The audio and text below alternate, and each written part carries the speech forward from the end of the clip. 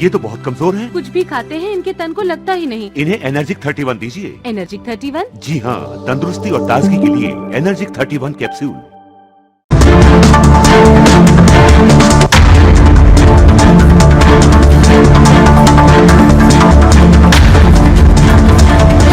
नमस्कार, मैं हूं सैयद सुहेल और आप देख रहे हैं आपका नंबर 1 शो ये भारत की बात है। उम्मीद करते हैं आप सभी पूरी तरह से फिट होंगे और बहुत बहुत सेहतमंद होंगे। और आइए शुरुआत करने जा रहे हैं आज की पहली बड़ी खबर के साथ। और पहली बड़ी खबर यह कि पड़ोसी देश बांग्लादेश में हिंदुओं के खिलाफ जो अत्याचार और हिंसा हो रही है उस पर बवाल बढ़ता जा रहा है। टी राजा कह रहे हैं कि 15 मिनट में बांग्लादेश का खेल खत्म कर सकते हैं, एक बार बॉर्डर खोल दो। तनाव और बढ़ रहा है और तनाव की वजह से जो कई महीने से टेंशन, इसे कम करने के लिए मोदी ने एक दूत भेजा है।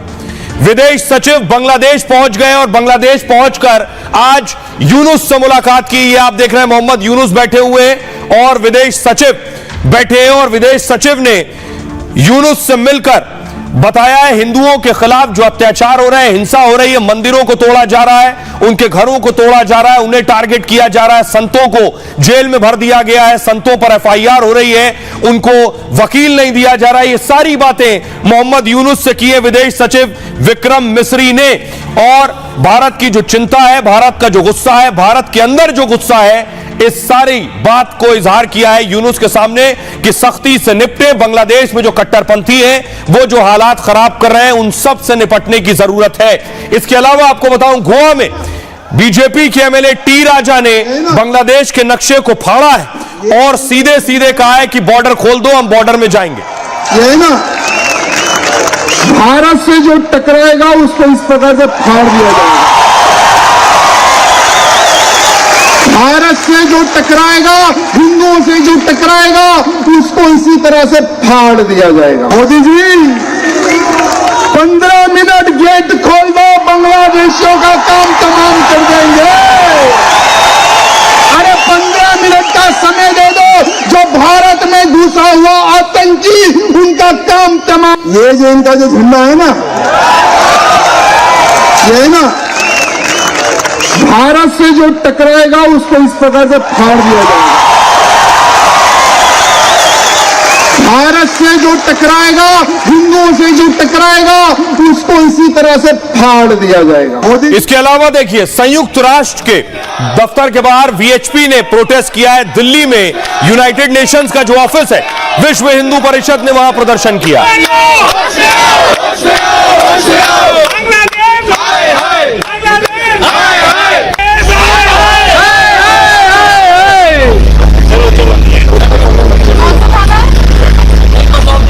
दूसरी तरफ बांग्लादेश में भारत के खिलाफ प्रोटेस्ट हो रहा है। आवाज हो रही है दिल्ली या ढाका, और ढाका की आवाज बुलंद कर रहे हैं प्रदर्शनकारी। दोनों तरफ टेंशन आई है।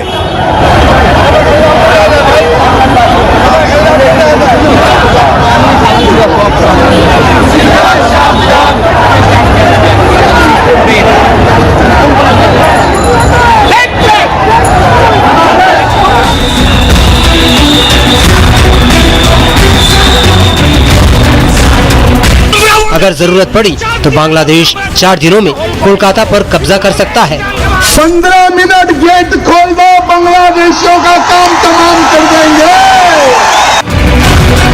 बांग्लादेश में हिंसा को लेकर भारत के लोग बेहद गुस्से में हैं। इस बीच बांग्लादेश के कट्टरपंथी लगातार भारत को धमकी दे रहे हैं। 4 दिन में कोलकाता पर कब्जा करने के सपने देख रहे हैं। अगर जरूरत पड़ी तो बांग्लादेश 4 दिनों में कोलकाता पर कब्जा कर सकता है।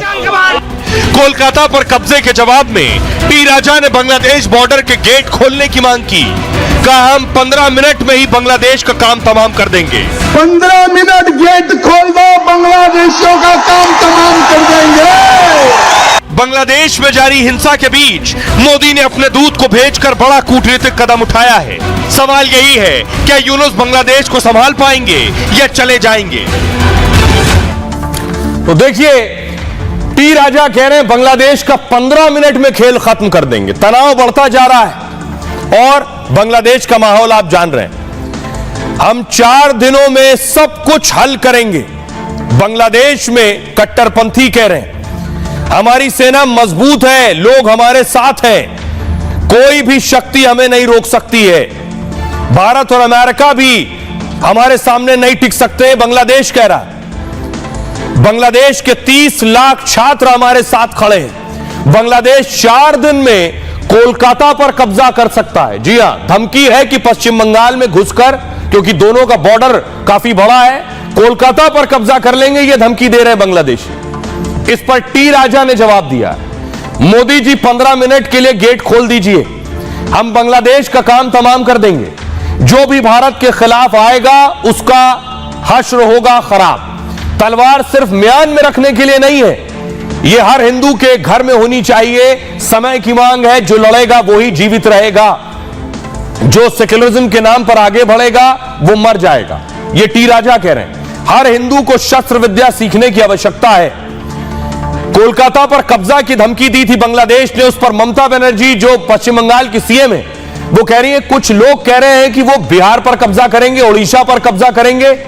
मैं उनसे कहती हूं कि भाई आप अच्छे हैं, स्वस्थ रहिए, सुंदर रहिए, आप में तो क्या किसी में भी इतनी बड़ी हिम्मत नहीं है। बंगाल, बिहार और उड़ीसा पर सब पर कब्जा कर लेंगे और हम बैठकर लॉलीपॉप खाएंगे, ऐसा सोचने की भी जरूरत नहीं है। शुभेंदु अधिकारी कह रहे हैं कोलकाता पर कब्जे की बंगाल की धमकी का मजाक उड़ाया। कहा, मुझे खबर है ढाका से 3 लाख हाथ से खींचे जाने वाले रिक्शे निकले हैं, यानी बांग्लादेश से 3 लाख रिक्शे निकले, कोलकाता पर कब्जा करने के लिए निकलेंगे। अरे उनके पास क्या है? बांग्लादेश की घटना से पश्चिम बंगाल में जन आक्रोश है। आइए आपको सुनवाता हूं टी राजा क्या कह रहे हैं, ममता बनर्जी क्या कह रही है और शुभेंदु अधिकारी। भारत से जो टकराएगा उसको इस प्रकार से फाड़ दिया जाएगा। भारत से जो टकराएगा, हिंदुओं से जो टकराएगा, उसको इसी तरह से फाड़ दिया जाएगा। मेरे मित्रों को, मेरी माताओं बहनों को एक ही कहना चाहूंगा, ये जो है ना, ये सिर्फ म्यान में रखने के लिए नहीं है मेरे मित्रों। यहां तलवार आज हर वो हिंदू के घर में होने की आवश्यकता है। यहां तलवार हर वो हिंदू के घर में होने की आवश्यकता है। और आने वाले समय की मांग है कि जो लड़ेगा वही जीवित रहेगा। मोदी जी 15 मिनट गेट खोल दो, बांग्लादेशियों का काम तमाम कर देंगे। अरे 15 मिनट का समय दे दो, जो भारत में घुसा हुआ आतंकी उनका काम तमाम कर देंगे। जो कहते थे 15 मिनट पुलिस हटा दो, अरे आज का हिंदू एक हिंदू 100 तो ऐसा आज का हिंदू तैयार हो चुका है, ऐसा बजरंगी तैयार हो चुका है मेरे मित्रों। हम 4 दिनों में सब कुछ हल कर लेंगे। हमारी सेना मजबूत है और हमारे लोग हमारे साथ हैं। कोई भी शक्ति हमें रोक नहीं सकती। भारत और अमेरिका भी हमारे सामने टिक नहीं सकते। बांग्लादेश के पास 30 लाख छात्र हैं जो हमारे साथ खड़े हैं। अगर जरूरत पड़ी तो बांग्लादेश 4 दिनों में कोलकाता पर कब्जा कर सकता है। बांग्लादेश मुझे खबर है कि ढाका से 3 लाख हाथ से खींचे जाने वाले रिक्शे कोलकाता पर कब्जा करने के लिए निकले हैं। अरे उनके पास क्या है? बांग्लादेश की घटना से पश्चिम बंगाल में जनाक्रोश है। रेडिकल फोर्सेस बिहार दखल करबो, उड़ीसा दखल करबो। कुछ लोग कह रहे हैं कि वो बिहार पर कब्जा करेंगे, ओडिशा पर कब्जा करेंगे। मैं उनसे कहती हूँ कि भाई आप अच्छे रहिए, स्वस्थ रहिए और सुंदर रहिए। आप में तो क्या, किसी में भी इतनी बड़ी हिम्मत नहीं है। बंगाल, बिहार और उड़ीसा सब पर कब्जा कर लेंगे और हम बैठकर लॉलीपॉप खाएंगे। ऐसा सोचने की कोई जरूरत नहीं है। हम बांग्लादेश सरकार और लोगों को बता रहे हैं कि ये धार्मिक प्रथाओं का वक्त नहीं है। समय आ गया है कि इस्कॉन पर पूरी तरह से बैन लगाया जाए। अगर ऐसा नहीं किया जाता है तो हिंदुओं और इस्कॉन भक्तों को हम अपने तरीके से सबक सिखाएंगे। हम तलवार से उनका गला काट देंगे, एक एक कर उन्हें मार डालेंगे। ये जो बांग्लादेश में हो रहा है, इससे भारत में तनाव है, लोगों में गुस्सा भी है, इसलिए मोदी के दूत पहुंचे। देखिए उन्होंने बांग्लादेश पहुंचे विदेश सचिव, और विदेश सचिव ने वहां पहुंचकर बांग्लादेश के विदेश सलाहकार, विदेश सचिव से मुलाकात की है और भारत में जिस बात को लेकर नाराजगी है वो बात वहां जाकर रखी है। आपको बताऊं, इससे पहले यूनुस से भी मुलाकात हुई। ये आप देख रहे हैं, विदेश सचिव मोहम्मद यूनुस से मिल रहे हैं। मोहम्मद यूनुस से मिलकर ये सारी बातें रखी गई हैं। 5 अगस्त को हसीना के सत्ता छोड़ने के बाद बांग्लादेश में लगातार हिंदुओं पर हमले हो रहे हैं। इस्कॉन समेत कई मंदिरों को निशाना बनाया गया। हिंदू धर्मगुरु चिन्मय दास को जेल में डाल दिया गया है। अभी तक चिन्मय दास को जमानत नहीं मिली है। हिंदुओं पर हमले को लेकर भारत ने सख्त ऐतराज यूनुस के सामने जताया है। भारत के विदेश सचिव विक्रम मिस्री बांग्लादेश के दौरे पर हैं। विक्रम मिस्री ने यूनुस से मुलाकात की, हिंदुओं पर हमले के मुद्दे को प्रमुखता से उठाया है, हिंदुओं और मंदिरों को सुरक्षा देने की मांग की है। विक्रम मिस्री इससे पहले बांग्लादेश के विदेश सलाहकार से भी मिले। मिस्री ने कहा, हमने हाल की घटनाओं पर चर्चा की है उनसे। मंदिरों को उचित सुरक्षा व्यवस्था मिलनी चाहिए। अल्पसंख्यकों की सुरक्षा और कल्याण को लेकर चर्चा की गई है। विश्वास बढ़ाने के लिए कुछ जरूरी कदम हमें उठाने होंगे। दोनों देशों के बीच द्विपक्षीय संबंधों को और मजबूत करने पर जोर दिया गया है। सुनिए जरा क्या कुछ कह रहे हैं विदेश सचिव जो पहुंचे बांग्लादेश, विक्रम मिस्री, उन्हें सुनिए।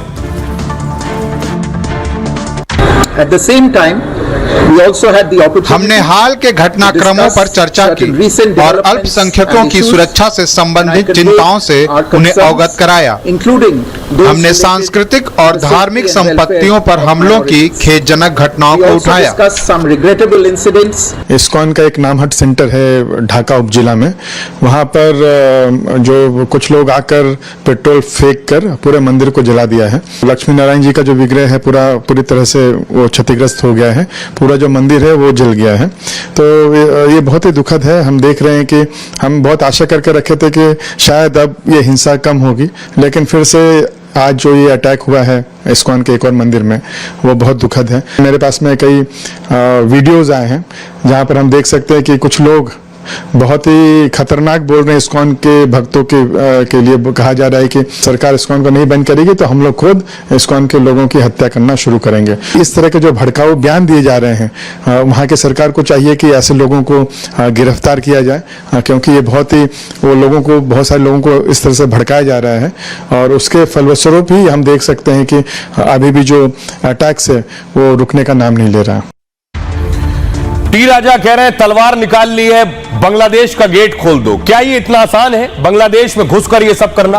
भारत बांग्लादेश के खिलाफ क्या कुछ कर सकता है, उसे कैसे सबक सिखा सकता है, क्या कुछ किया जा सकता है, ये मैं आपको बताता हूं। सबसे पहले देखिए, बांग्लादेश को भारत कई जरूरी चीजें निर्यात करता है। पेट्रोलियम उत्पाद और बिजली सप्लाई करता है भारत ने सप्लाई रोक दी तो वहां के उद्योग धंधे ठप हो जाएंगे। भारत यह कर सकता है। दूसरी चीज क्या कर सकता है? बांग्लादेश का कपड़ा उद्योग भारत के कपास पर निर्भर है। भारत चावल, गेहूं और दाल जैसे खाद्यान्न भेजता है। भारतीय दवाओं और चिकित्सकीय उपकरणों पर बांग्लादेश निर्भर है। भारत इनकी सप्लाई रोक सकता है, बांग्लादेश को सबक सिखा सकता है। तीसरी चीज भारत क्या कर सकता है? यूएन। हिंदुओं पर हमले के मुद्दे को भारत संयुक्त राष्ट्र में उठा सकता है। संयुक्त राष्ट्र के जरिए बांग्लादेश पर दबाव बना सकता है। स्थिति खराब होने पर संयुक्त राष्ट्र अपनी शांति सेना भेज सकता है। चौथी चीज भारत ने जो की, भारत डिप्लोमेसी के जरिए मुद्दे को हल करने में जुटा है। मोदी ने विदेश सचिव को बांग्लादेश भेज दिया है। मोदी ने हिंदुओं की सुरक्षा का मुद्दा सख्ती के साथ रखा है। जाहिर है बांग्लादेश पर मोदी सरकार पूरा दबाव बना रही है। और पांचवी और आखिरी चीज, भारत के कई हिस्सों में बांग्लादेश में सेना भेजने की मांग हो रही है। किसी भी दूसरे देश में सेना भेजने का निर्णय आसान नहीं होता है। 1971 में पूर्वी पाकिस्तान में हालात खराब होने पर भारत ने सेना भेजी थी। पाकिस्तान के 90,000 से ज्यादा सैनिकों ने तब आत्मसमर्पण कर दिया था। भारत ने बांग्लादेश को बनाने में मदद की। भारत ने बांग्लादेश बॉर्डर पर इस वक्त सुरक्षा और बढ़ा दी है। हमारे साथ खास मेहमान जुड़ रहे हैं दीपक बोरा साहब, उनसे सवाल लेंगे। दीपक बोरा साहब कई अलग अलग देशों में रहे हैं। दीपक बोरा साहब, मेरा सवाल आपसे ये बताइए कि इस वक्त जो हालात हैं, हालात सुधारने के लिए भारत को क्या कुछ करना चाहिए? हमने अपने विदेश सचिव को भेज दिया है, और कैसे बांग्लादेश पर हम दबाव बना सकते हैं? या जो लोग आवाज उठा रहे हैं कि मिलिट्री ऑपरेशन हो, सेना भेजिए, ये कहते हुए बहुत अच्छा और आसान लगता है, लेकिन वाकई किया क्या जा सकता है? बांग्लादेश मुझे लगता है कि गृह युद्ध की तरफ जा रहा है और अगर जो यहाँ पे ये जो 85 साल का बुढ़ा जो है वहां पर मोहम्मद यूनुस खान, जिसको मैं यूसलेस खान कहता हूँ, अगर ये अपने आप को संभालता नहीं है तो बांग्लादेश की स्थिति बहुत बिगड़ जाएगी। क्योंकि माइनॉरिटीज के बारे में अमेरिका के इनकमिंग राष्ट्रपति डोनाल्ड ट्रंप ने भी कहा है, ब्रिटेन ने भी चिंता प्रकट की है, फ्रांस में भी बोला है। तो मुझे लगता है कि अब उनको संभल जाना चाहिए और ये लोग जो दंगा कर रहे हैं इनको खदेड़ देना चाहिए। बांग्लादेश, अगर आप चाहते हो मित्रता भारत के साथ, चीन आपकी मदद नहीं करेगा। पाकिस्तान आपको कुछ नहीं दे सकता, आतंक के अतिरेक वो सिखा देगा आतंक, और चीन तो वैसे भी बुरी हालत में है। मेक अप विद इंडिया, अपने आप को संभालिए, भारत आपका मित्र है। बहुत शुक्रिया दीपक बोरा साहब। दीपक बोरा साहब बता रहे थे कि यूनुस को वो कहते हैं यूजलेस खान। यूनुस को कैसे शेख हसीना कह रही है हत्यारा। शेख हसीना का एक ऑडियो सामने आया, वो मैं आपको सुनाऊंगा। उसमें शेख हसीना क्या बोल रही हैं, उनकी आवाज है उसमें, जिसमें यूनुस को हिंदुओं के खिलाफ हत्या का मास्टरमाइंड बता रही हैं। पहले आइए आपको बताऊं उसमें क्या कह रही है शेख हसीना। शेख हसीना फिलहाल भारत में है। बांग्लादेश की पूर्व पीएम शेख हसीना का यूनुस पर यह बड़ा आरोप है। बांग्लादेश की अंतरिम सरकार के मुखिया को हत्यारा बताया है। बांग्लादेश छोड़ने के बाद पहली बार शेख हसीना किसी सभा को संबोधित कर रही थी। हसीना ने ब्रिटेन में आवामी लीग के कार्यक्रम को वर्चुअली संबोधित किया, यानी वीडियो के जरिए। कहा, अंतरिम सरकार के मुखिया प्रोफेसर यूनुस हत्यारे हैं, हमें एकजुट होना होगा, अपने देश को बचाना होगा। षड्यंत्रकारी यूनुस सरकार को बांग्लादेश के लोगों से सबक मिलेगा। वो हमारे देश को नष्ट कर रहे हैं, उन्होंने वहां आतंक मचा रखा है। सभी एकजुट हो, इस फांसीवादी सरकार को हटाएं ताकि बांग्लादेश का भविष्य अच्छा हो सके। अब आप किससे न्याय मांगेंगे?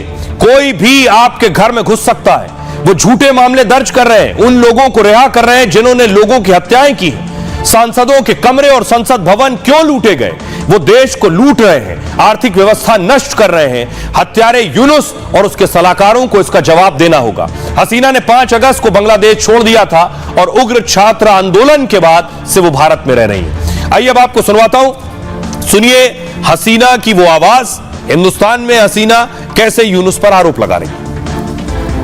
नेतार प्रति, शहीदों प्रति ये अंधेरा दूर होगा। फांसीवादी हत्यारे षड्यंत्रकारी यूनुस सरकार को बांग्लादेश के लोगों से सबक मिलेगा।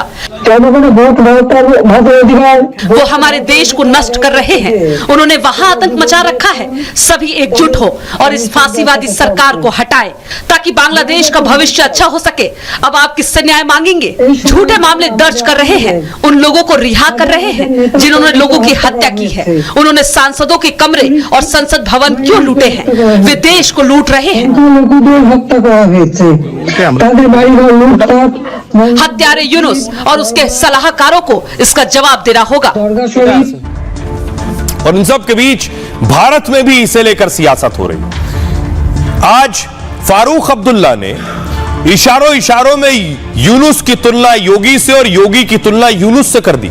जरा सुनिए फारूक अब्दुल्ला क्या कह रहे हैं। उन्हें भी इंसाफ करना चाहिए। वहां पे वो धर्म के लोग हैं, जैसे हम उनकी इज्जत करते हैं, दूसरे धर्मों की उनको भी इज्जत करनी चाहिए। केंद्र सरकार को क्या कदम उठाने चाहिए? आपको कुछ ही कर सकते, तो कुछ कर ही नहीं।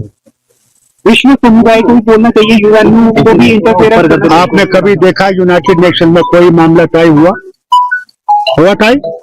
हमें हर यहाँ की कम मुसीबत है यहाँ इस मुल्क में। मुसलमानों पर जुल्म जो हो रहा है यूपी वगैरह में, वो आपको दिखता नहीं है?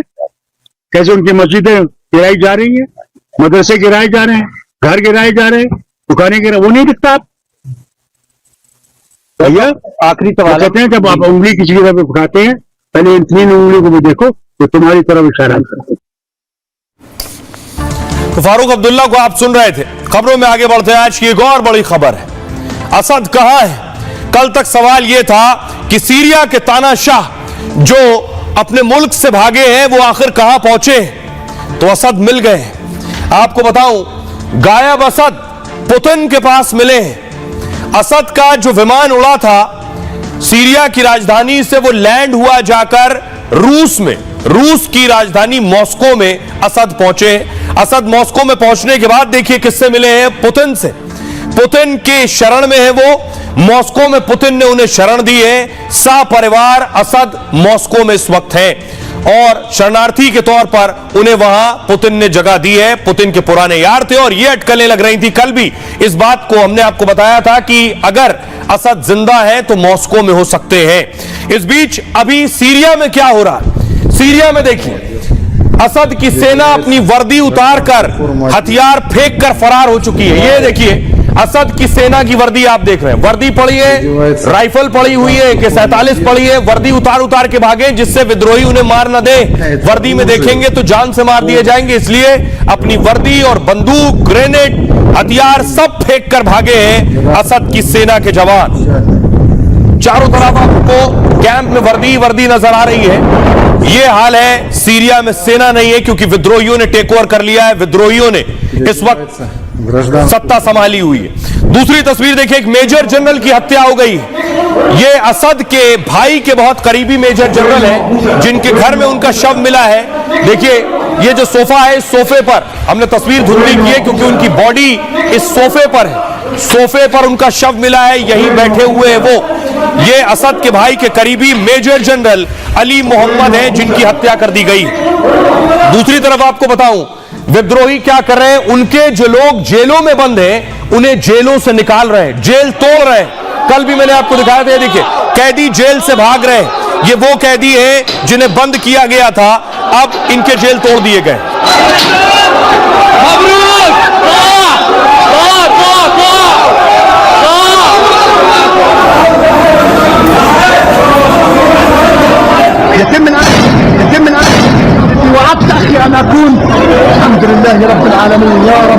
ये देखिए जेल से वो कैदी निकल रहे हैं, इनकी गिरफ्तारी। ये देखिए जेल से हाथ निकालकर, सलाखों से हाथ निकालकर खुद को बचाने की बात कर रहे हैं।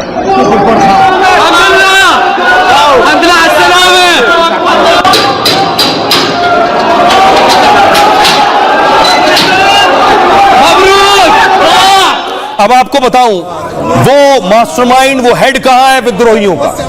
विद्रोहियों का जो हेड है जुलानी, अबू जुलानी, वो आज सामने आया अपने लोगों के बीच। ये जिस शख्स को आप देख रहे हैं ये है अबू जुलानी। यही विद्रोही गुट का सरगना है, यही मुखिया है और इसी के इसको वहां का विपक्षी नेता भी कहते हैं। और अब इस वक्त यही वहां का सर्वे सर्वा है, यही सब कुछ है और इसी के विद्रोह ने असद को सीरिया से भगाया है।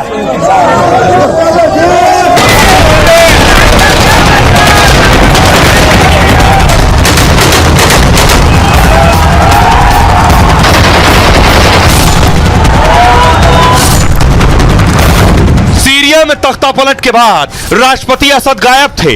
असद के प्लेन क्रैश होने की खबरें सामने आ रही थी। असद आखिर कहां गए, इसको लेकर दुनिया भर में सस्पेंस बना हुआ था। असद के गायब होने के करीब 24 घंटे बाद रूसी मीडिया ने पुष्टि कर दी है। असद अपने करीबी यार पुतिन के पास पहुंच चुके हैं। रूस ने एक बार फिर अपने यार की मदद की। सीरिया में गृह युद्ध के दौरान कई बार पुतिन ने असद की मदद की थी। एक बार फिर पुतिन ने ही अपने यार को सबसे मुश्किल वक्त में राजनीतिक शरण दी है।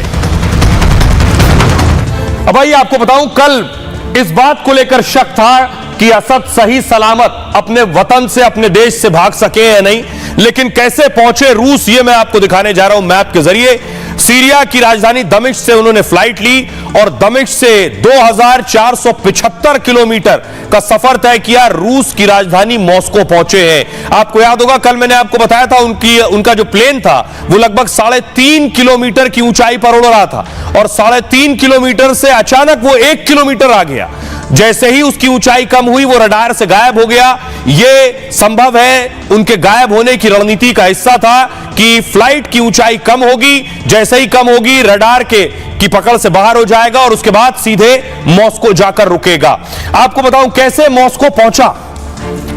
चारों तरफ यह कहा जा रहा था कि असद मॉस्को ही जा सकते हैं, यानी पुतिन के पास जा सकते हैं, और वही हुआ भी। क्या पहले से बात हो गई थी? सीरिया में तख्ता पलट के बाद बशर अल असद गायब थे। असद IL-76T विमान में सवार होकर दमिश्क से भागे। विद्रोही जब दमिश्क पर कब्जा कर रहे थे उसी वक्त ये भाग खड़े हुए, लेकिन असद के विमान के रडार से गायब होने की खबरें आई। कुछ रिपोर्ट में असद के मारे जाने तक का दावा किया गया, कुछ रिपोर्ट में असद के प्लेन क्रैश की भी खबरें आई। रूस ने सबसे पहले असद को लेकर पुष्टि की। सीरियाई राष्ट्रपति ने इस्तीफा दे दिया और देश छोड़ दिया, है रूस ने बता दिया था। लेकिन बशर अल असद कहां है, इसकी जानकारी किसी को नहीं थी। 24 घंटे से ज्यादा तक असद को लेकर अटकलें चलती रही। कहां गए? इसके बाद रूसी मीडिया ने सभी अटकलों पर विराम लगाया। सीरिया के राष्ट्रपति असद के मॉस्को पहुंचने की खबरें आई। रूस ने काफी इंतजार के बाद असद को शरण देने की जानकारी दुनिया को दी। असद के सीरिया से भागकर रूस जाने की ही अटकलें थी। रूसी राष्ट्रपति पुतिन की असद के साथ बहुत पुरानी दरअसल यारी है, दोस्ती गहरी है। इसी वजह से तख्ता पलट के बाद रूस जाने की उम्मीद थी। असद ने पहले अपनी पत्नी और परिवार को रूस भेजा था। दरअसल रूस इस बार यूक्रेन के साथ जंग में फंसा हुआ है, इस वजह से रूस ने सीरिया और असद की बहुत मदद नहीं की। शनिवार रविवार की रात ही असद सीरिया छोड़कर भाग निकले। दमिश्क एयरपोर्ट से एक इल्यूशन एयरक्राफ्ट ने उड़ान भरी और उसी वक्त विद्रोहियों ने दमिश्क पर कब्जा करना शुरू कर दिया था।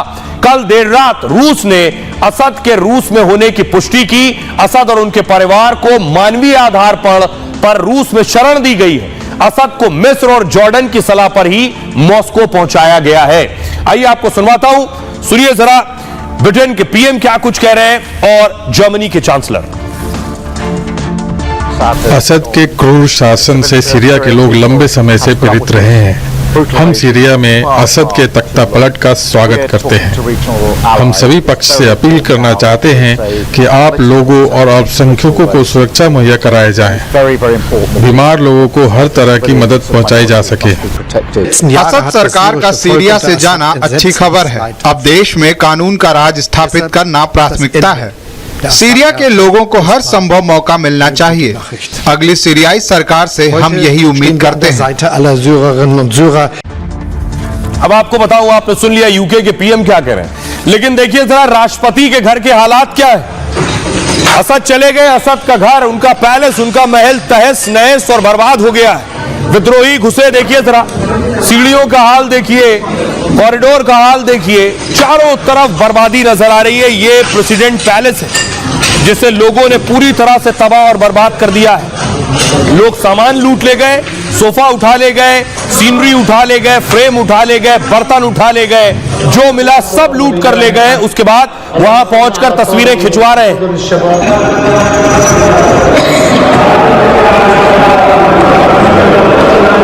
उसके बाद देखिए, अब दुनिया में बात हो रही है असद की दौलत की, शोहरत की, संपत्ति की, गाड़ियों का सिलसिला देखिए जरा।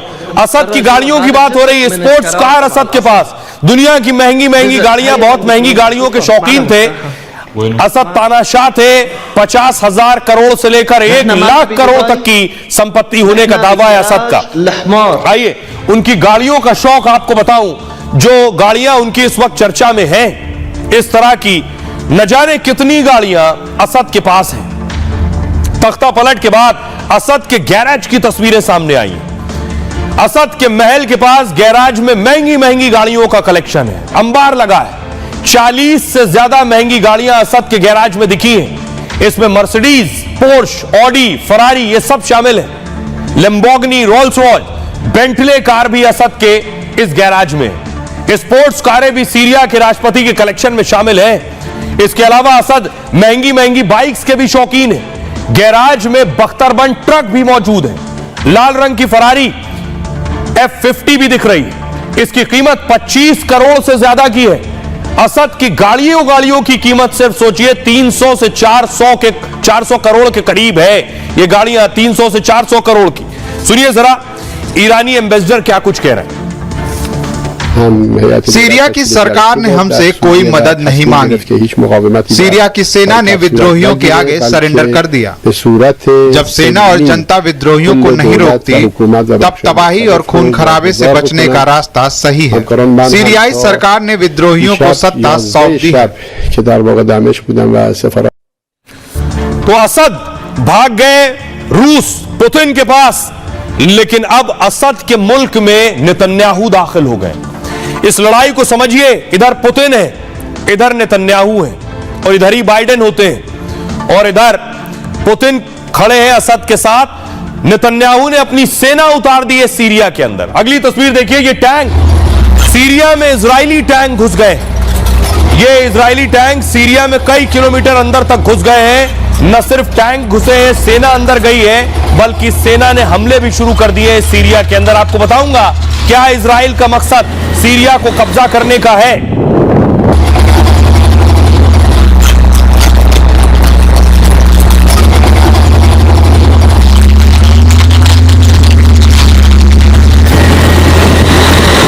न सिर्फ घुसी है नेतन्याहू की सेना, बल्कि सीरिया में हमले भी कर रही है। सीरिया में बहुत से ठिकानों पर इजराइल ने हमला किया है। ये उस हमले की तस्वीरें आप देख रहे हैं।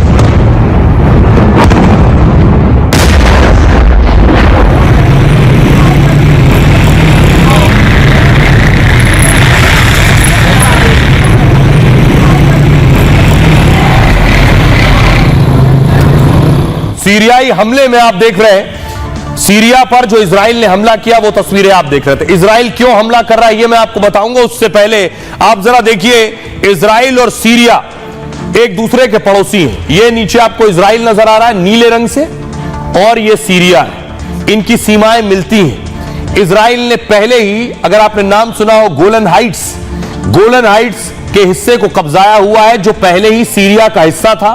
जब इजराइल पर कई मुस्लिम देशों ने मिलकर हमला किया, जंग हुई लंबी, उस जंग में इजराइल ने जब सीरिया के अंदर दाखिल हुए तो उस हिस्से पर कब्जा कर लिया। गोलन हाइट सीरिया का हिस्सा पहले से इजराइल के कब्जे में है। अब उसी गोलन हाइट से और अंदर इजराइल की सेनाएं घुस चुकी हैं, यानी सीरिया के अंदर। आइए आपको बताऊं इसका मकसद क्या है। आखिर क्यों नेतन्याहू ने अपने टैंक्स सीरिया के अंदर दाखिल किए।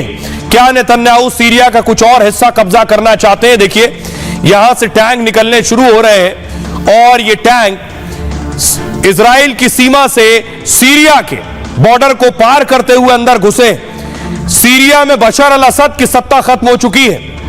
अब सत्ता में विद्रोही गुट एचटीएस ने कब्जा जमा लिया है। लेकिन सत्ता परिवर्तन के बाद भी सीरिया में हमले हो रहे हैं। बड़े स्तर पर यह हमले इजराइल की सेना अंजाम दे रही है। इजरायली सेना सीरिया के सैन्य ठिकानों पर अटैक कर रही है। 50 साल में यह पहली बार हुआ है कि इजरायली सेना अब सीरिया में घुस गई है। हवाई हमलों के साथ ही जमीनी स्तर पर भी हमले हो रहे हैं। इजरायली सेना टैंक और बंदूकों के साथ सीरिया में घुस चुकी है। गोलन हाइट्स के नजदीक 10 किलोमीटर जमीन पर कब्जा कर लिया है इजराइल ने। सीरिया की जमीन पर इजराइल ने दरअसल बफर जोन बना दिया है। बफर जोन वो हिस्सा होता है दो देशों में को अलग अलग रखता है, बीच का हिस्सा जिसे न्यूट्रल जोन भी आप कहते हैं। कुछ रिपोर्ट्स में दावा किया गया कि इजराइल कब्जा कर रहा है और अपनी इसी प्लानिंग को जल्द जमीन पर उतारने वाला है, यानी सीरिया पर कब्जे के लिए इजराइल हमला करने वाला है। ईरान सीरिया के रास्ते ही लेबनान में हिजबुल्लाह को हथियार भेजता था और हिजबुल्लाह इन हथियारों का इस्तेमाल इजराइल के खिलाफ करता था। इजराइल ने सीरिया में केमिकल हथियार के ठिकानों पर हमला किया है। नेतन्याहू नहीं चाहते कि खतरनाक हथियार विद्रोहियों के हाथ लगे। इजराइल ने अमेरिका को अपने प्लान की जानकारी पहले ही दे दी थी। अब आपको सुनवाता हूं कि नेतन्याहू के टैंक सीरिया में घुस चुके, क्या कह रहे हैं इजरायली पीएम। यह पश्चिम एशिया के लिए एक ऐतिहासिक दिन है। असद शासन का पतन और दमिश्क में तानाशाही का खत्म होना एक बड़ा मौका है, लेकिन इसके साथ ही बड़े खतरे भी हो सकते हैं। वह इजराइल की तरफ से सीरिया के उन कुर्द, ईसाई और मुस्लिम समुदायों के साथ शांति का हाथ बढ़ाना चाहते हैं जो इजराइल के साथ शांति से रहना चाहते हैं। अब नेतन्याहू घुस गए हैं सीरिया में, जहां विद्रोहियों का कब्जा है। वो विद्रोही, ये जो फिलिस्तीन के गाजा में इजराइल अटैक कर रहा है, वो विद्रोही कह रहे हैं वो फिलिस्तीन जाएंगे। अगली तस्वीर दिखाऊं मैं आपको। ये विद्रोही जो सीरिया के विद्रोही हैं, वो कह रहे हैं अब वो गाजा जाएंगे और फिलिस्तीन को आजाद कराएंगे, नेतन्याहू के खिलाफ लड़ेंगे। सुनिए। सीरिया पर कब्जा हो गया, दमिश्क पर कब्जा हो गया। हम यरूशलेम आ रहे हैं, अब फिलिस्तीन को आजाद कराना है, इसके बाद मक्का जाएंगे। लेकिन अब सवाल यह है कि सीरिया का क्या होगा। सीरिया में जो विद्रोही गुट का मुखिया है जुलानी ने मस्जिद में आज भाषण दिया, यानी जैसे ही असद गए उसके बाद जुलानी वहां की सबसे बड़ी मस्जिद पहुंचा और वहां लोगों को संबोधित किया उसने।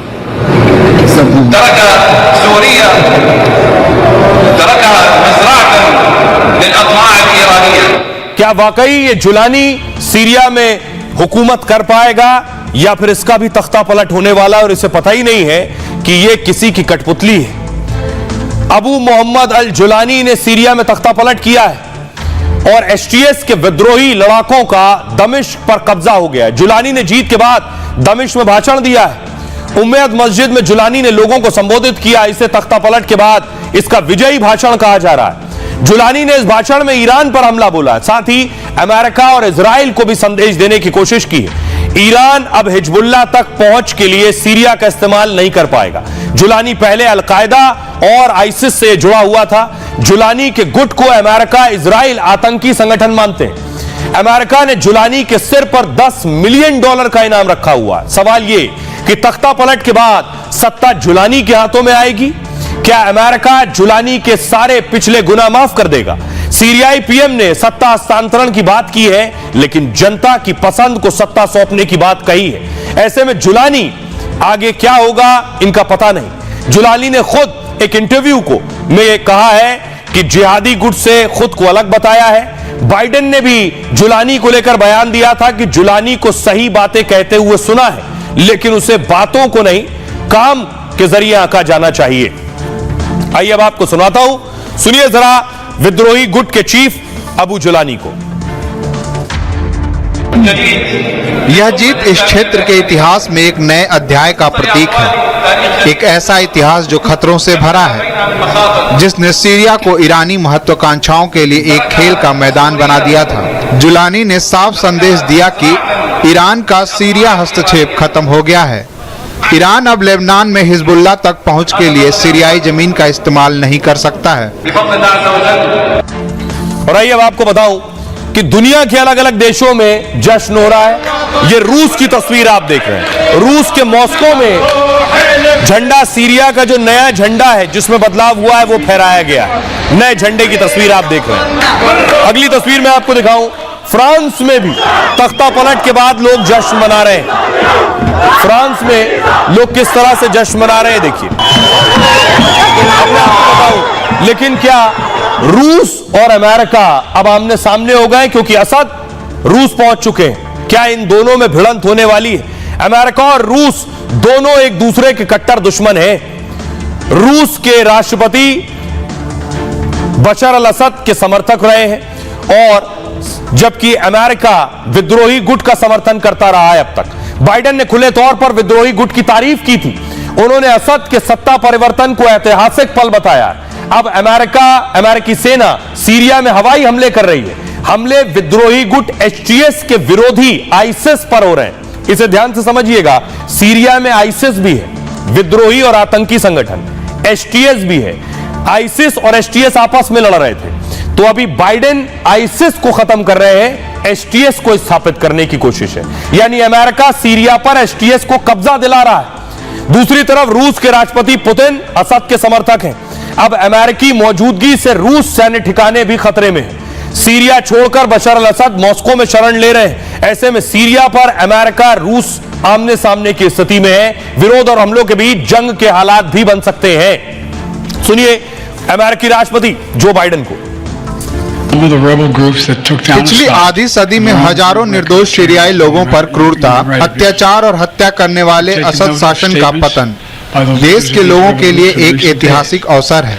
विद्रोही ताकतों ने असद को अपना पद छोड़ने और देश से भागने के लिए मजबूर किया है। हमें पता नहीं है कि वो कहां हैं, लेकिन खबर है कि वह मॉस्को में है। आखिरकार असद शासन का पतन हो गया। और आइए खबरों में आगे बढ़ते हैं। आज की एक और बड़ी खबर है। बवाल देश की संसद में और ज्यादा बढ़ गया है।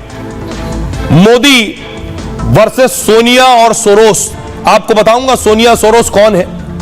प्रधानमंत्री नरेंद्र मोदी और उनकी कुर्सी, उनको सत्ता से हटाने के लिए साजिश हो रही है, बीजेपी ने आरोप लगाया। यह साजिश कर रहा है एक बड़ा उद्योगपति जो है सोरोस, और आरोप यह है कि सोनिया गांधी एक संस्थान में वाइस प्रेसिडेंट है और उस संस्थान को, उस संगठन को सोरोस पैसा देता है, फंड करता है। अब आपको दिखाता हूं, इस पर आज लोकसभा में हंगामा शुरू हुआ। बीजेपी ने कांग्रेस को घेरने की कोशिश की। लोकसभा की तस्वीरें आप देख रहे हैं। सोनिया सोरोस पर चर्चा की मांग की गई।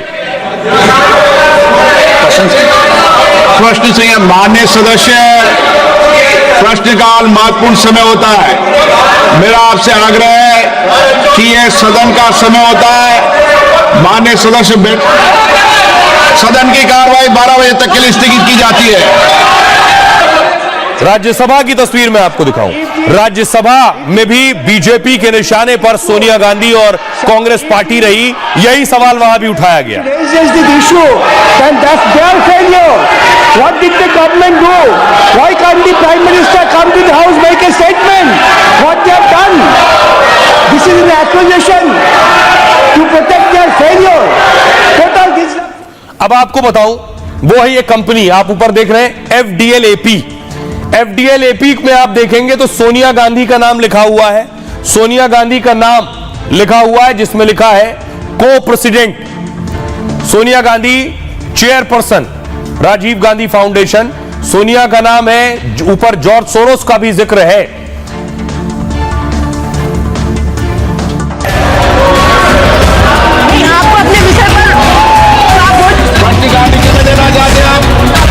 क्या देश के खिलाफ बड़ी साजिश हो रही है? क्या विदेशी ताकतों ने मोदी सरकार को गिराने की प्लानिंग की है?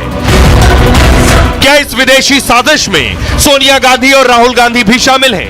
यह सवाल हैरान करने वाला है, लेकिन बीजेपी ने सोनिया गांधी पर शक जताकर भूचाल मचा दिया है।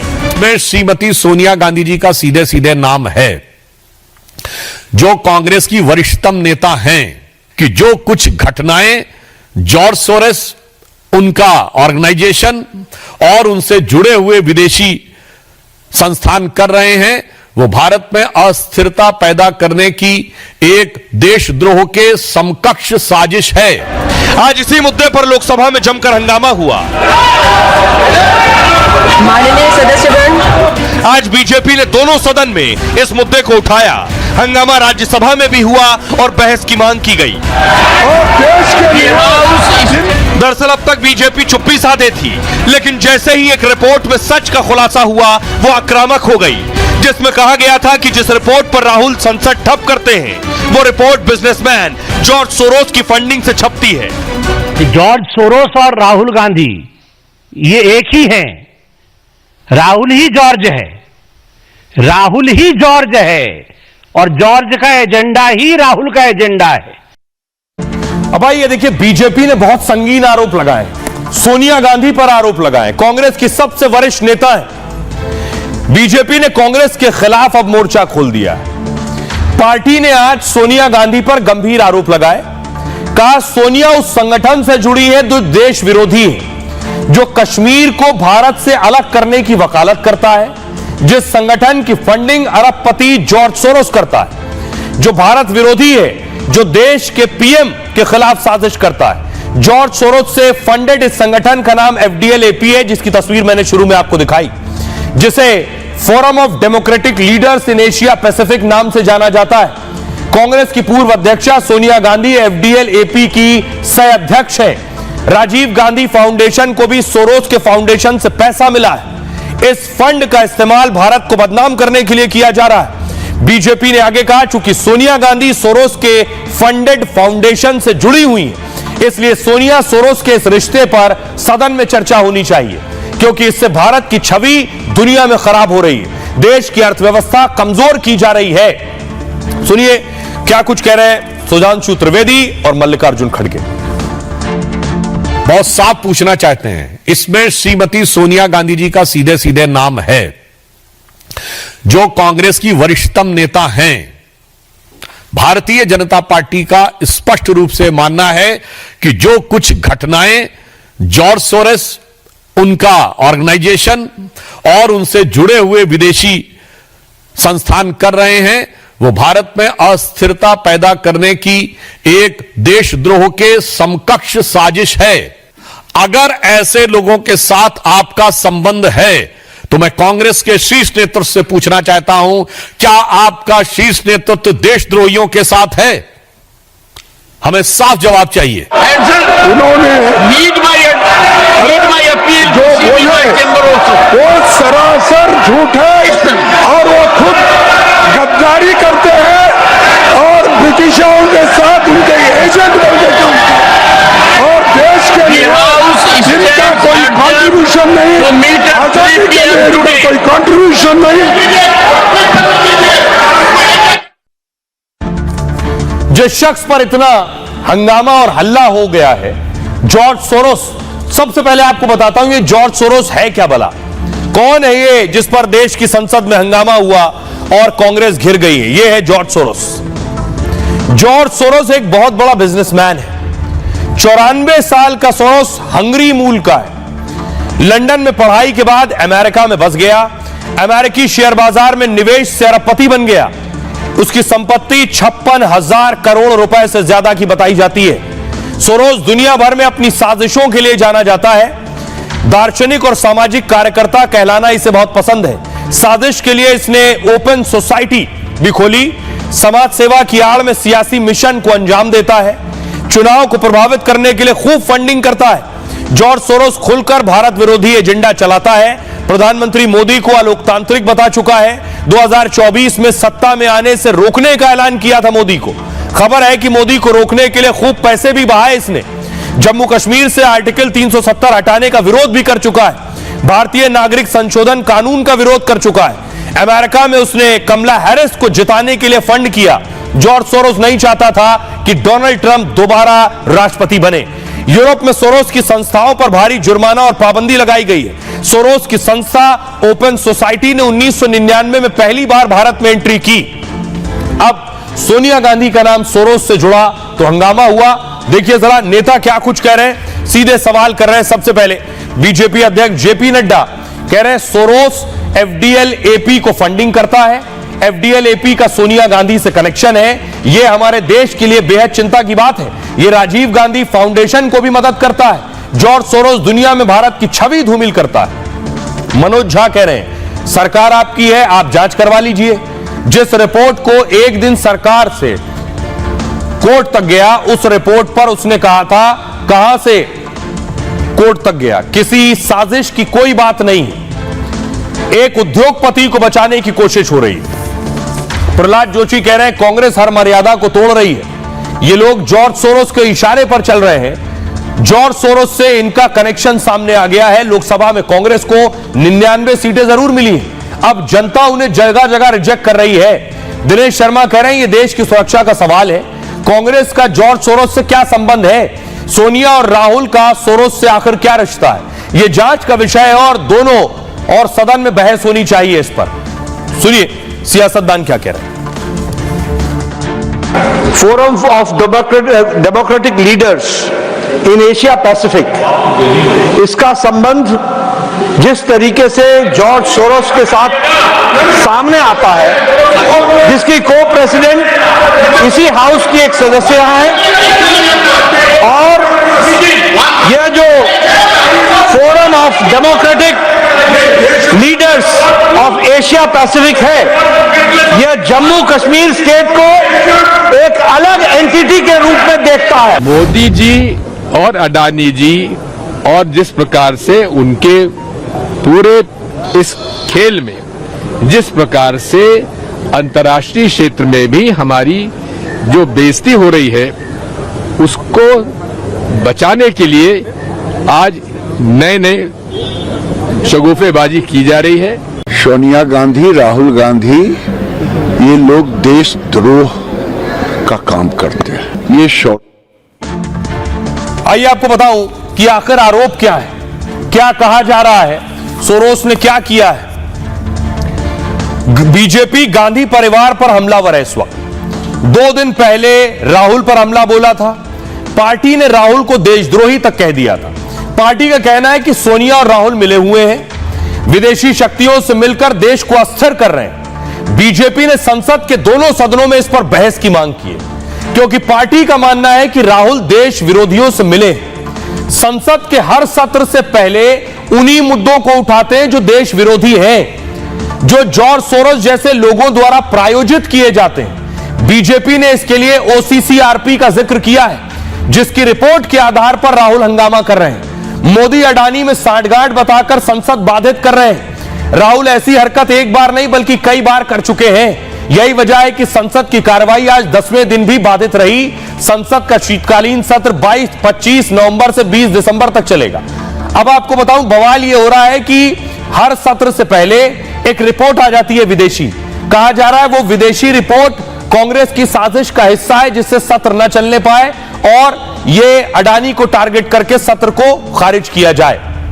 आइए खबरों में आगे बढ़ते हैं। आज की एक और बड़ी खबर है, ईडी की फर्जी टीम ने रेड की है। फर्जी ईडी की लाइव रेड आपको दिखाने जा रहा हूं। अगली तस्वीर दिखाइए जरा। यह फर्जी ईडी की टीम पहुंच गई एक ज्वेलर के घर और ईडी के अफसर धमकाने लगे। फर्जी ईडी देखिए कैसे धमका रहा है, सुनिए। बता दोगे तो काम होगी, हाँ, और चीजें बताएंगे तो घर पे कैश होगा, लेकिन कितना होगा वो फिगर आप देख लीजिए, आपको टाइम दे रहा हूँ, बिल्कुल है ना, आप देख लीजिए, टाइम दे रहा हूँ, कितना चाहिए बताए नोटिफिकेशन आ जाता है ना, दे दीजिए, ठीक है, दे दीजिए, ये हमारा स्टाफ रहेगा के साथ, ठीक है। अच्छे आपको बताने के लिए बता दोगे तो दीजिए काम होगी, हाँ, और चीजें बताएंगे तो घर पे कैश होगा, लेकिन कितना होगा वो फिगर आप देख लीजिए, आपको टाइम दे रहा हूँ, बिल्कुल है ना, आप देख लीजिए, टाइम दे रहा हूँ, कितना चाहिए बताए नोटिफिकेशन आ जाता है ना, दे दीजिए, ठीक है, दे दीजिए, ये हमारा स्टाफ रहेगा के साथ, ठीक है। तो फर्जी ईडी अधिकारी को आप देख रहे थे, ये फर्जी 12 ईडी अधिकारी पहुंचे और हुआ क्या ये मैं आपको बताता हूं। दरअसल ईडी अधिकारी ज्वेलर के घर पहुंचे। फर्जी ईडी छापेमारी का यह मामला 2 दिसंबर का है। गुजरात के गांधीधाम में ज्वेलर के घर छापेमारी हुई। यह ज्वेलर गांधीधाम इलाके में बहुत चर्चित है। ठगों ने खुद को ईडी अधिकारी बताकर घर में सर्च किया। इस ऑपरेशन के दौरान 22 लाख कैश लेकर ये ईडी अधिकारी लापता हो गए। कैश के साथ ही घर में रखे ज्वेलरी ठग चुराकर चले गए। घर में पैसा ज्वेलरी नहीं मिला, तब मामला पुलिस तक पहुंचा। पुलिस जांच में पता चला कि ईडी ने कोई छापेमारी की नहीं है। इसके बाद ठगी की जांच के लिए 12 पुलिस की टीम को लगाया गया और छापा मारने वाले सभी फर्जी ईडी अधिकारी गिरफ्तार कर लिए गए। ठगी का मास्टरमाइंड गांधीधाम का रहने वाला भरत निकला है। उसे जानकारी थी कि ज्वेलर के यहां 6 साल पहले छापा पड़ा था। छापेमारी में आयकर विभाग को 100 करोड़ की संपत्ति मिली है। इसी छापेमारी के आधार पर उसने ठगी का प्लान बनाया है। ज्वेलर के घर फर्जी छापेमारी के लिए 12 लोग तैयार किए गए। फर्जी छापेमारी से 15 दिन पहले चाय की दुकान पर प्लान बना और इसके बाद 2 दिसंबर को ज्वेलर के घर फर्जी रेड मारी गई। फर्जी अधिकारी बनकर ठग लाखों में कैश ज्वेलरी चुरा ले गए। फिलहाल सभी आरोपियों को गुजरात पुलिस की गिरफ्त में रखा गया है और फर्जी ईडी अधिकारियों की रेड का वीडियो अब सामने आ गया है। बहरहाल ये भारत की बात है, मैं इतना ही। आप अपना और अपनों का बहुत बहुत ख्याल रखिए। रुक रहे हैं एक छोटे से ब्रेक के लिए।